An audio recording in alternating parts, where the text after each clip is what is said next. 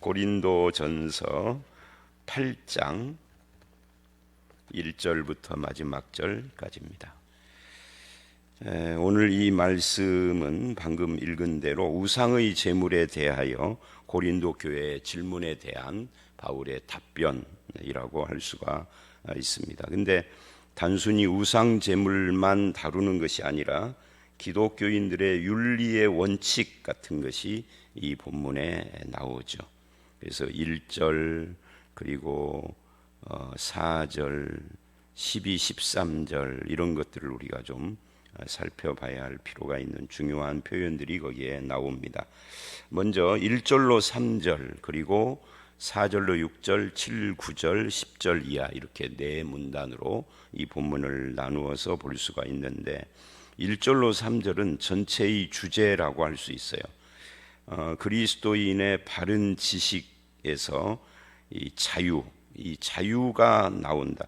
이 자유는 여러 가지 자유가 있죠. 뭐 정치적인 자유도 있고, 뭐 종교의 자유, 많은 자유를 말하는데 여기서 말하는 이 자유는 양심의 자유를 말하는 겁니다. 이 양심의 자유가 그리스도인의 삶의 기초다 하는 것을 1절로 3절은 이야기를 해요. 그러면서 이 그리스도인의 자유와 지식의 관계, 그 다음에 그리스도인의 자유와 사랑의 관계 이런 것들을 말하는 것이 8장 전체의 주제 흐름이다 라고 이야기를 할 수가 있습니다. 먼저 1절을 보니까 우상의 제물에 대하여는 하고 그들의 질문을 던져놓고 그 다음에 이렇게 말을 합니다. 우리가 다 지식이 있는 줄 아나. 지식은 교만하게 한다. 그런데 사랑은 덕을 세운다. 그래서 지식과 사랑을 지금 맞세웠어요. 지식은 교만하게 한다 하는 이 말을 우리가 오해해서는 안 될 것 같아요. 모든 지식이 그럼 다 교만한 거냐? 예를 들면 우리가 지금 새벽마다 읽는 이 고린도전서를 읽어가며 성경 지식이 쌓여갈 거 아니겠습니까? 그러면 이 성경도 지식이 쌓여가면 교만해지는 것이냐 하는 그런 질문이 생기고 이것에 대해서 염려를 하는 사람들이 이제 결국은 그러면 지식이라는 건 필요 없다. 성경 지식이 됐던 과학 지식이 됐던 일반 상식이 됐던 지식은 우리 기독교인들에게 중요한 것이 아니다라고 결론 짓는 것을 반지성주의라 이렇게 말을 하는데 의외로 기독교에는 그런 반지성주의적인 그런 분위기나 풍토가 많이 있어요. 목회자들 가운데도 있고 일반 성도들은 말할 것도 없고 그래서 지식을 추구하지 않아야 신앙이 좋은 것이 돼 있는 거죠. 무조건 믿어야 되고 이해가 안 돼도 믿음을 가져야 믿음이 센 거죠. 그런 식의 풍토입니다. 그래서 어떤 것을 대하든지 지식을 가지고 대하는 것은 믿음 없음이라고 딱 룰을 정해놓은 사람들이 많이 있습니다. 그래서 이 반지성주의로 가는데 이 본문은 지금 지식은 필요 없는 것이다. 지식은 믿음의 반대다 이렇게 말을 하지 않습니다. 지식은 교만하게 한다라고 이렇게 이야기를 하는 거죠. 그러니까 지식의 위험은 지식 자체에 있는 것이 아니라 지식을 가진 사람이 그것을 활용할 때나 또는 그것 때문에 어떤 태도에 문제가 생긴다는 것을 말하는 거지 지식 자체를 지금 거부해라 이렇게 말을 하는 것은 아니에요. 교만하게 하는 것을 주의해야 한다라고 말을 하죠. 이제 우상의 제물에 대한 이야기를 하는데 왜 지식은 교만하게 한다 이렇게 말을 할까요? 그러니까 우상 제물 먹는 문제에 대해서 바르게 분별력을 가지고 지식을 가지고 이거는 이렇고 저거는 저렇다.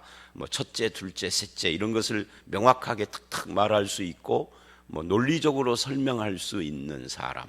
그런데 그런 것을 명확하게 이해하는 것은 굉장히 중요한데 그런데 교만해요.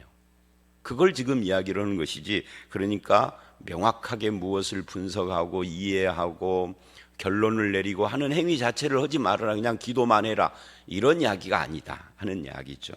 근데 이제 여기에 맞서는 것이 또 뭐냐면 사랑은 덕을 세우나니 이 사랑은 덕을 세운다. 사랑과 덕이 별개가 아니라 사랑과 덕이 일종의 연결된 것이죠. 근데 그러면 지식은 팽개치고 사랑만이 중요하다라고 하는 것이냐 지금 바울이? 그것은 아니죠. 지식이 있어야 하는데 뭘 분별하려면, 바르게 분별하려면, 그런데 그것이 교만으로 가지 않고 사랑으로 덕 세우는 대로 이 지식이 활용돼야 한다. 그 지식이 무엇이든 성경 지식이든 과학 지식이든 일반 상식이든 무슨 어떤 지식이든 간에 기독교인은 교만이 아니라 사랑을 통해서 덕 세우는 것으로 사용해야 된다. 이게 1절이 지금 그 이야기를 하는 거예요. 이게 우리 기독교인의 윤리의 원칙을 지금 말을 하는 거죠. 지식의 내용이 뭐냐 하는 것은 4절서부터 말을 하는데 1, 2, 3절은 그런 이야기예요. 만일 2절 누구든지 무엇을 아는 줄로 생각하면 아직도 마땅히 알 것을 알지 못하는 것. 그러니까 나는 다 안다 라고 생각하는 사람은 아직 모자란 사람이다. 이게 우리나라 속담으로 말하면은 벼는 익을수록 고개를 숙인다 하는 것과 비슷한 이야기죠. 진짜 아는 사람은 자기가 안다고 호언장담하지 않는다, 그런 이야기예요. 그러니까 이걸 또 다른 말로 하면 설익은 지식이다 그런 거죠. 지식의 내용이 잘못된 것이 아니라 지식의 내용은 확실하고 분명한 건데 그것을 가진 사람의 태도가 말하자면 설익은 사람이다. 그러니 그 지식은 온전한 것이 아니다라고 지금 말을 하고 있습니다. 지식이 겸손과 함께 있어야 참된 지식이다는 것을 말하고 있죠. 그런데 이런 태도가 우리들에게도 굉장히 해당되는 것이에요. 사람들이 뭐를 좀 알면 그걸 가지고 막 자기 주장을 펴고 남을 공박하고 그래서 싸움을 하고 이런 것으로 사용하는 경우가 굉장히 많은데 특히 교회 안에서도 마찬가지죠. 이 세상 돌아가는 정치 문제, 외교 문제, 경제 문제 할 것 없이 모든 분야를 자기는 다 섭렵하고 다 판단할 수 있는 자처럼 말하는, 그래서 누구하고든지 좌충우돌하는, 이거는 선무당 같은 거다, 설익은 것이다, 그거는 아직도 부족한 자의 모습이다 하는 것을 지금 이야기를 하고 있습니다.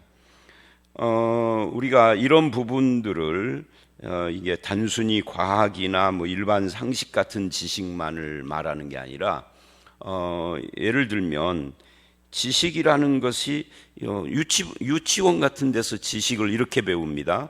파란불이, 요즘 애들은 초록불이라고 하더만, 초록불이 들어오면은 손을 들고 건너가세요. 그게 맞는 지식이죠. 근데 그것이 자기 생명을 다 지켜주는 건 아닙니다. 초록불을 들고 건너가는데, 초록불에 손을 들고 건너가는데 음주운전 차량이나 아니면 한눈판 차량이 와서 치면은 그냥 그걸로 끝나버리는 거잖아요.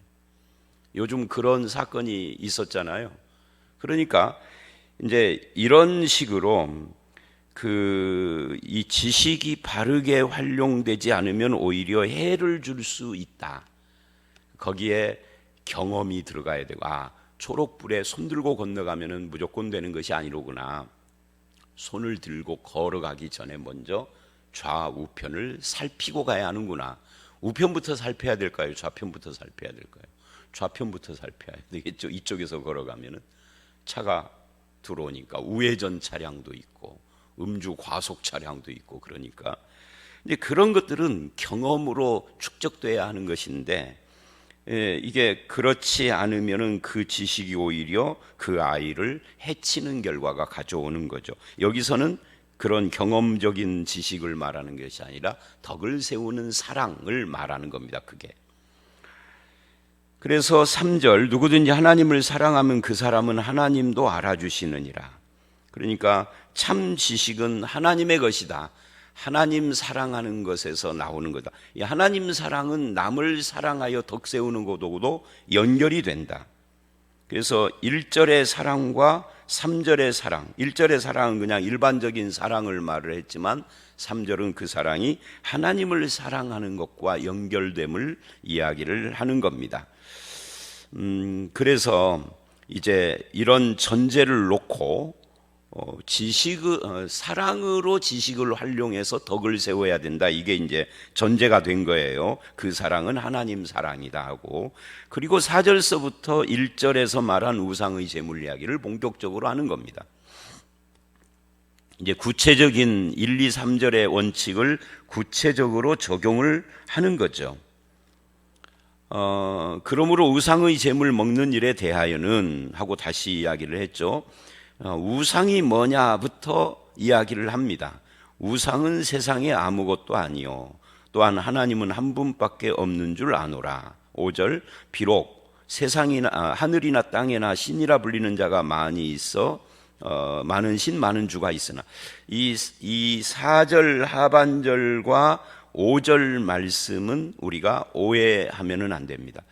이게 명확한데 어떤 분들은 이런 성경을 읽으면서도 오해하더라고요.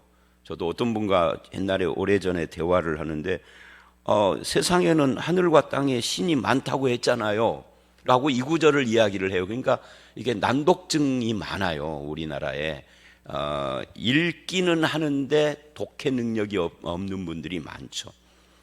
그게 이제 문맥을 살피지 않거나 표현법을 잘 주의하지 않아서 그러는 거예요. 이 4절 5절의 결론은 세상에 신은 없다 그거예요. 우상이라는 것은 없다. 이 비록이라는 말은 사람들이 비록 이런 신 저런 신 갖다 붙이지만 없는 거다 하는 이야기를 하는 거예요. 그러면 신은 한 분뿐이다. 그게 우리가 믿는 하나님이다. 이게 원칙이 확실합니다.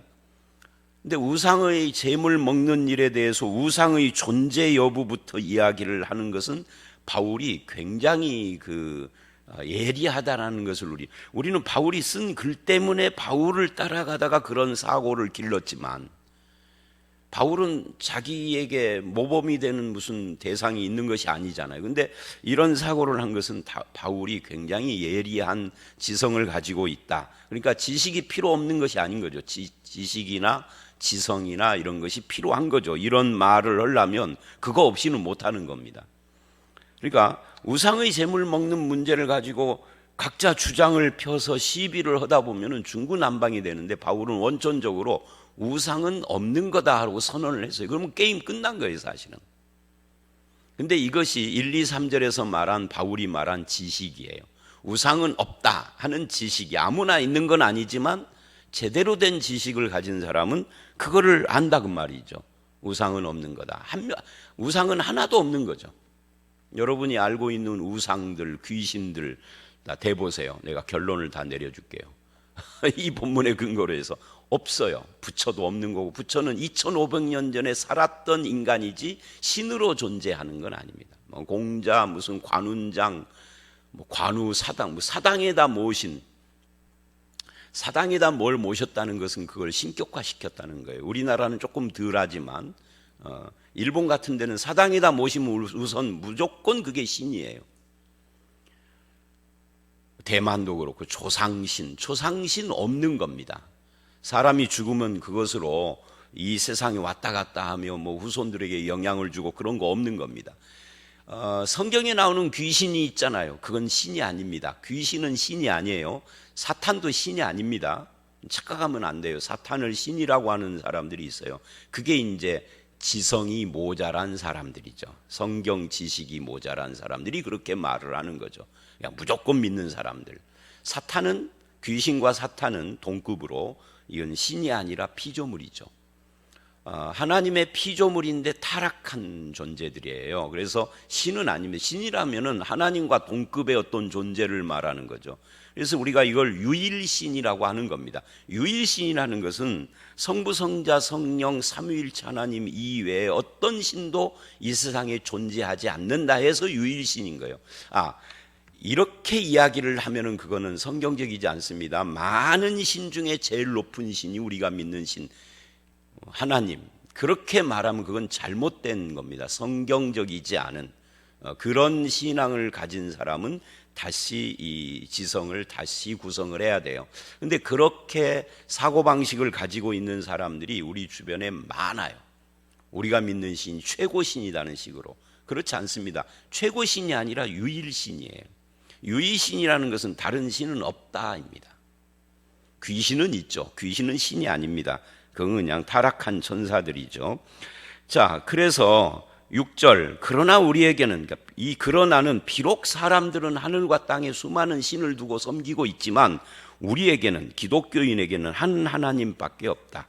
만물을 주관하시는 아버지 하나님, 그에게서 만물이 나고 우리도 태어났고 그를 위하여 우리가 존재하고 한 주 예수 그리스도밖에 없는데 만물이 그로 말미암아 서 있다. 그러니까 우리를 포함한 만물의 근원이 하나님이고 만물의 목적이 하나님이고 만물이 지금 서 있는 이 존재하고 있는 이 현재가 주 예수 그리스도가 붙잡아 주심 때문이다라고 삼위일체 하나님 이외에 다른 건 다 부정한 거예요. 이게 지식이라는 거죠. 근데 이 지식을 가지고 이제 우상의 제물에 대해서 어떻게 해요? 자, 그러면 여러분에게 물어보죠. 이 4절로 6절의 지식을 가지면 제사 음식 먹을 수 있습니까? 없습니까? 제사 음식 먹는 건 고사하고 제사 음식 차릴 수 있습니까? 없습니까? 차릴 수 있죠. 먹을 수도 있죠. 왜? 이거는 안 믿는 사람은 지금 죽은 조상이 신으로 와서 먹는다고 바치고 있지만 믿는 나는 우리 식구들이 나눠 먹으려고 하는 음식에 불과한 거예요. 그러니까 그걸 먹을 수도 있고 만들 수도 있고 뭐 다 괜찮죠. 이게 지식이에요. 근데 먹을 수도 있고 만들 수도 있다고 그래서 자기 지식대로 행해버리면 어떤 일이 일어날까요? 그게 이제 7절서부터 13절까지가 관심 갖는 내용입니다. 이게 고린도 교회에서 받은 질문에 대하여서 본격적으로 대답을 하는 거죠. 7절 이하가. 6절까지는 원칙을 이야기를 했고요. 그러나 그래요. 이 지식은 모든 사람에게 있는 것이 아니므로, 여기서 모든 사람은 누구냐면 온 세상 모든 사람이라고도 말을 해도 틀린 바는 아니지만 여기서는 일단 교회 안의 모든 사람, 예수 믿는다고 해서 이 지식을 다 갖고 있는 건 아니다. 어떤 사람들은 이런 걸 제대로 이해를 못해서 지금도 신이 있고 무슨 그런다라고, 조상신도 있어서 왔다 갔다 한다라고 생각하는 사람들이 교회 안에도 있을 수 있다. 그런 이야기입니다. 모든 사람이 가진 것은 아니다. 그래서 어떤 사람들은 지금까지 우상에 대한 습관이 있어 예수를 믿었지만 우상의 제물로 알고 먹는 거로 그들의 양심이 약하여지고 그러니까 이게 우상에게 바쳐진 제물인 것을 아는데 안 먹을 수가 없어. 왜? 내가 군수라, 시장이라, 다음번에 떨어질까 봐. 그래서 저는 가능하면 군수, 시장 이런 거 안 하는 것이 좋을 것 같아. 그러니까 이게 군수, 시장이나 높은 자리에 올라가면 예수 믿는 사람들이 자기가 알고 있는 것과 반대되는 행동을 할 수밖에 없어. 여론이나 여러 가지 이런 것 때문에. 안 그런 사람도 있겠지만 제가 안 그런 사람 하나를 아는데 두 번째 재선에서 떨어져 버리더라고. 근데 그 사람 앞에 기독교인이 그 장자리를 했는데 그 사람은 3선을 해먹었어요. 왜? 그런 데 가서 넙죽넙죽 다 절을 오고 술 받아 먹고 그러니까 늘 코가 빨개져 있어. 근데 전주에 와보니까 그분이 굉장히 좋은 신앙인으로 소문났더라고요. 현장에 가서 보면은 그 지역 사람들은 저것도 그러고 있어. 욕하는데, 믿는 사람들이. 근데 그분 가고 두 번째 된 사람은 철저하게 신앙을 지켰는데 떨어져 버려. 그러니까 이게 참 다시 이기로 오십시다. 그러니까 예수 믿는 사람이라서 다 이 지식을 갖고 있는 것이 아니다. 잘못된 지식을 가지고 있는 사람들도 많다. 우상이 없는데 있는 걸로 알고 먹으면서 양심이 늘 괴롭고 이게 문제가 생기는 거죠. 그래서 양심이 더러워지고 약하여지고. 그런데 음식은 우리를 하나님 앞에 세우지 못하나니 우리가 먹지 않는다고 해서 더 못 사는 것도 아니고 먹는다고 더 잘 사는 것도 아니다. 그러니까 음식이 하나님 앞에, 음식을 먹는다 안 먹는다가 하나님 앞에 우리를 세우는 것은 아니다. 나는 철저하게 우상 제물을 안 먹어. 그것 때문에 하나님이 나를 더 무슨 천국에서 더 좋은 자리에 준다든지 이러는 것도 아니고 그것이 좌우하지 않다. 9절, 그런즉 너희 자유가, 여기서 너희 자유라는 것은 이게 이제 그것 자체가 무슨 우상 자체가 없으니까 먹고 안 먹고가 죄가 되느냐 안 되느냐 하는 것이 아닌 거죠. 그러니까 자유예요. 먹어도 되고 안 먹어도 되고 자유입니다. 근데 우상 제물만 자유인 것이 아니라 우리의 삶에 보면 우리의 삶의 많은 부분이 자유인 부분이 많죠. 그런데 내 자유가 그래서 이건 먹어도 돼 해서 막 그냥 아무 의식 없이 먹기도 하고 이렇게 하면 믿음 약한 자들이 걸려 넘어지는 것이 된다. 이게 이제 이것이 1절에서 말하면 사랑의 덕하고 관계되는 이야기를 하는 겁니다. 그러니까 모든 우리 삶의 문제가 우상의 제물 말고도 모든 문제가 죄냐 아니냐로만 모든 것을 판단할 수 없음이 바로 여기에 있는 겁니다.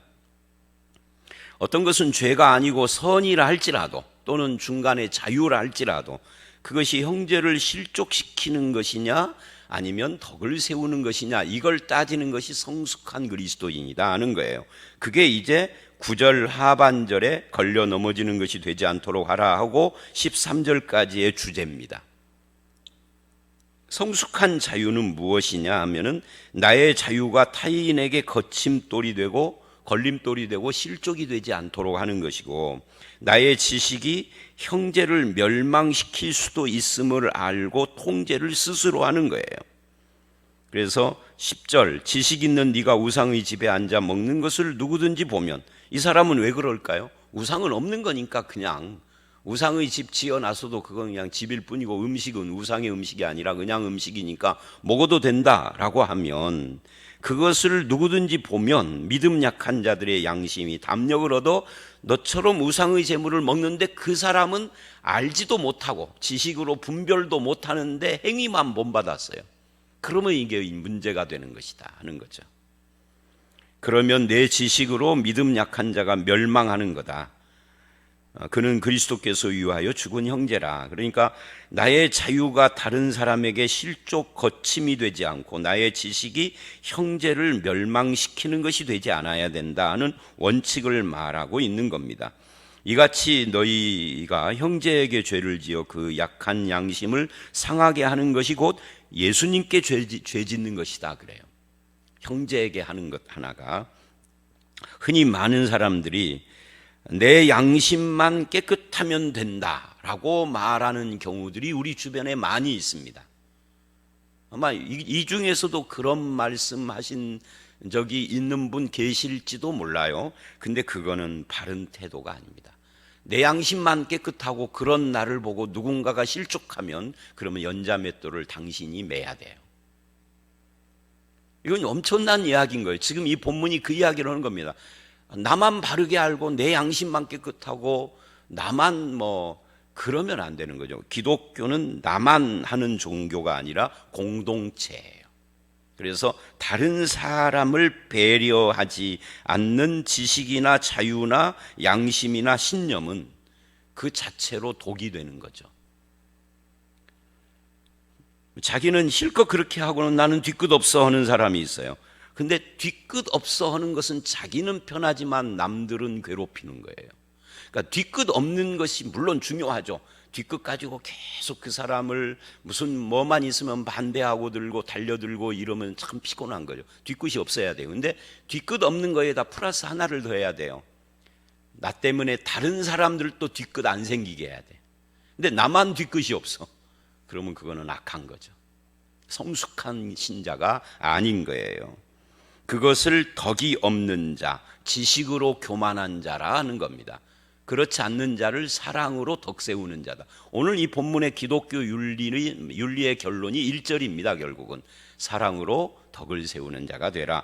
그 사랑의 덕은 형제를 실족시키지 않는 거다. 그래서 13절 바울은 결론을 내립니다. 자기 결심이에요. 그러므로 만일 음식이 형제를 실족하게 한다면 그 음식 먹는 것이 죄가 아니지만 우상이 없으니까 나는 영원히 고기를 먹지 않겠다. 형제를 실족시키지 않기 위해서. 그러니까 바울이 참 지혜로운 것 같아요. 13절에 너희는 영원히 고기를 먹지 말아라 이렇게 말하지 않아요. 그건 네 자유인데 나 같으면 나는 영원히 안 먹겠다 해요. 이 음식을 이 우상 제물을 술 담배에다가 적용을 해볼 수도 있어요. 여러분, 술이 죄입니까 아닙니까? 담배가 죄입니까 아닙니까? 성경에는 담배 자체가 안 나오고 성경에는 술을 죄라고 하는 데도 있지만 기쁨이라고 하는 데도 있어요. 하나님, 예수님께서 만들어 주신 것도 있어요. 자유죠. 그러니까. 그런데 그것이 덕을 안 세운다면 바울처럼 나는 영원히 안 먹겠다, 이래야 성숙한 신자인 거죠. 아, 난 내 자유야, 이건 누가 뭐라고 그래, 성경에서 뭐 죄라고 하는 것도 아닌데 하고 마구 한다면 그것은 미성숙한 자, 설익은 과일, 선무당 같은 신자인 거죠. 그래서 이 본문은 오늘 그런 면에서 우리에게 윤리의 자세, 원칙을 말해줍니다. 지식으로 교만하지 말고 사랑으로 덕을 세워라. 이런 원칙을 여러분 우리 삶의 여러 분야에 늘 적용하여서 성숙한 그리스도인, 성숙한 교회가 되시기를 주의 이름으로 축원합니다. 함께 기도합니다. 하나님, 지식은 교만하게 하지만 사랑은 덕을 세운다 하면서 우상의 재물 문제와 여러 가지 기독교인의 윤리의 원칙에 대해서 죄냐 아니냐를 따지기 이전에 이것이 사랑이냐를 먼저 생각해야 할 것을 가르쳐 주셨습니다. 주님, 형제를 실족시키기보다 형제를 배려하고 세워주는 쪽에 우리의 늘 그 결단이 있게 하시고 선택의 원칙이 있게 하시고 몸된 교회 공동체를 이롭게 하고 덕을 세우는 일에 우리가 쓰임받을 수 있도록 인도하여 주시옵소서. 오늘 이 하루도 사랑으로 덕 세우는 그런 날이 되기를 원하옵고 예수님 이름으로 기도드려 싸움나이다. 아멘.